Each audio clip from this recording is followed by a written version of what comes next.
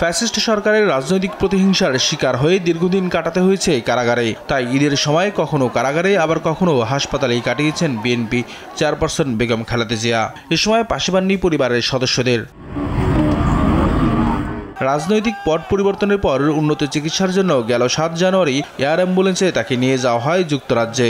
বিমানবন্দর থেকে সরাসরি নিয়ে যাওয়া হয় লন্ডনের হাসপাতালে। সেখানে ১৭ দিন চিকিৎসার পর তার বড় ছেলে তারেক রহমানের বাসায় যাওয়ার অনুমতি দেন চিকিৎসক। বর্তমানে সেখানেই অবস্থান করছেন তিনি। বুধবার ছেলের সঙ্গে লন্ডনের একটি পার্কে ঘুরে বেড়ান। মা ছেলের পার্কে ঘুরে বেড়ানোর আবেগঘন সেই ছবি ছড়িয়ে পড়েছে সামাজিক যোগাযোগ মাধ্যমে।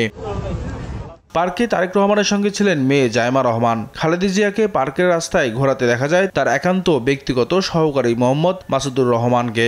সঙ্গে ছিলেন তার ব্যক্তিগত চিকিৎসক বিএনপির স্থায়ী কমিটির সদস্য ডাক্তার AZM জাহিদ হোসেন।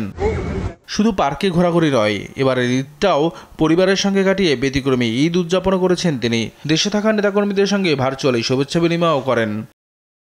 নিয়াজ মোরশেদ, দেশ টিভি, ঢাকা।